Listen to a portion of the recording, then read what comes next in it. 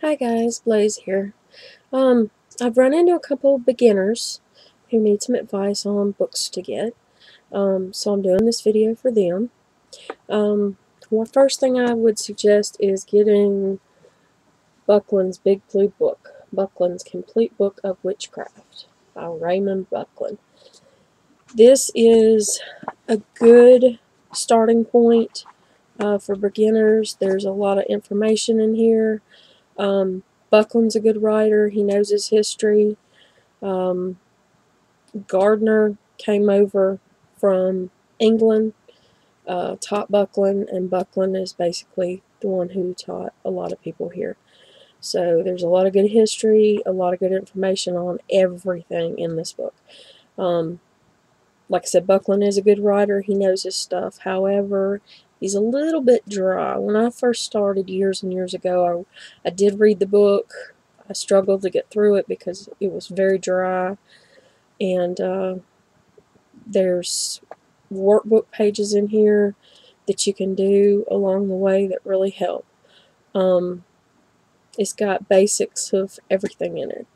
But like I said, it is dry. It's cold, but it's informational.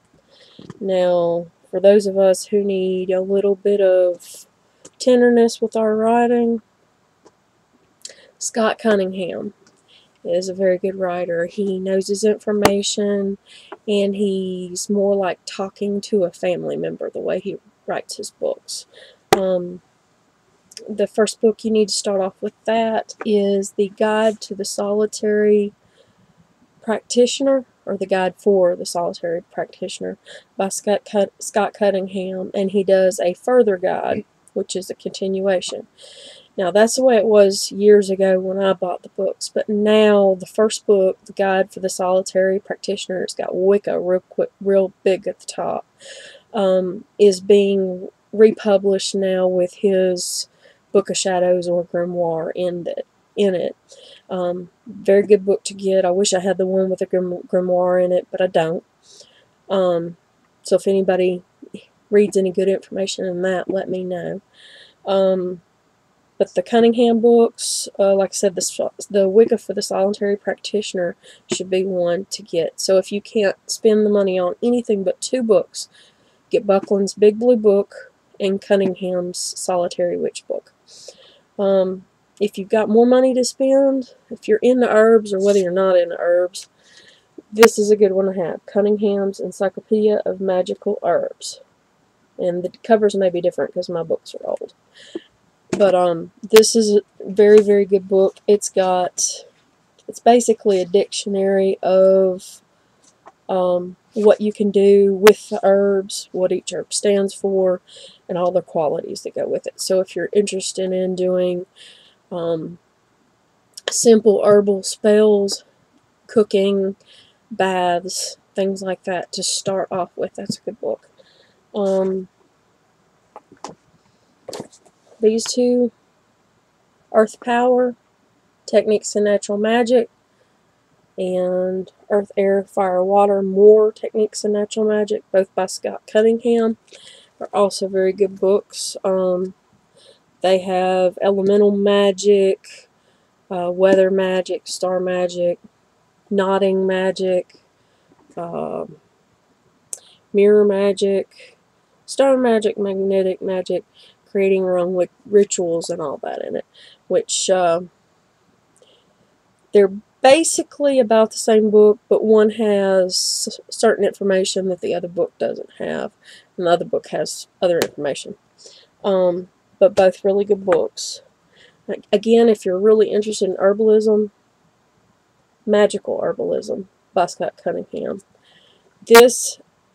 I love this book. This has not only your basic primer magic type talk, but it also has different things that herbs are used for and different spells that you can do. Very good. I love this book. And then if you're into crafting for things around the house, potpourri, bath mixes, making candles, stuff like this, Spellcrafts, Creating Magical Objects, again by Scott Cunningham and David Harrington. This is really good if you want to learn how to empower your objects, make your own objects, and make things for your altar, and gifts and things like that. Very good book. The Magical Household, Empower Your Home with Love, Protection, Health, and Happiness by Scott Cunningham and David Harrington.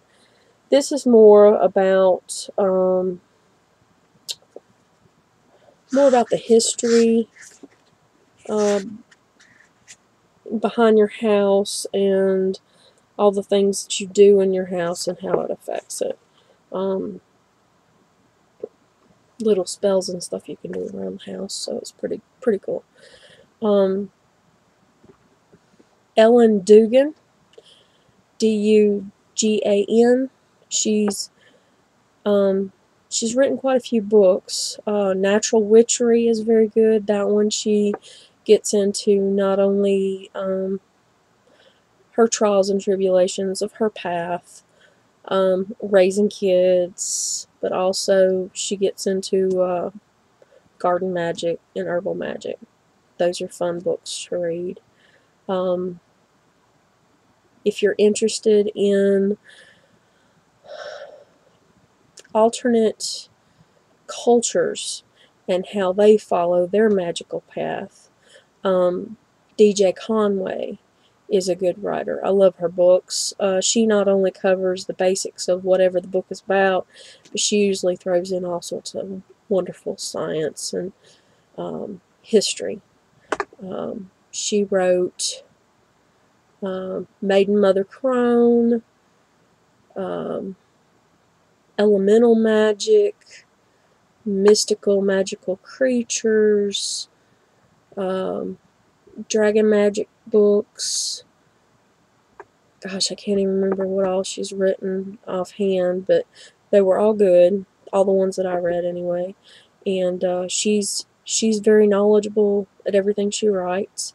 She writes in a, this is how it is way, but she throws in enough information to keep your head busy and make you really enjoy the tidbits she throws in. However, some of the tidbits she throws in, you cannot find the information on, because I guess you have to know exactly where to go and have the money to travel.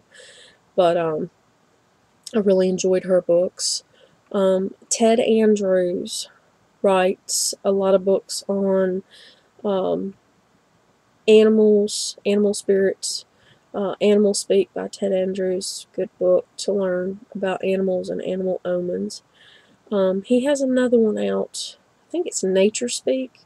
I never had a chance to get that, but very good book. When you are starting out, especially if you're a young adult with a family, sometimes everybody gets caught up in the you have to have this, you have to have that. Okay, if you read the Big Blue Book, this has instructions on how to make just about everything you need. But not all of us have the pleasure of having the time to do that, so we opt to buy things. Or if things are given to you, use those. You do not have to go out and buy all these things. Remember, 9/10 of this is in your soul, your spirit, and in your head. So trust your judgment on what you need, and don't go out and, you don't have to go out and buy a bunch of stuff. You can go to Goodwill stores, you can go to thrift stores, you can go to yard sales.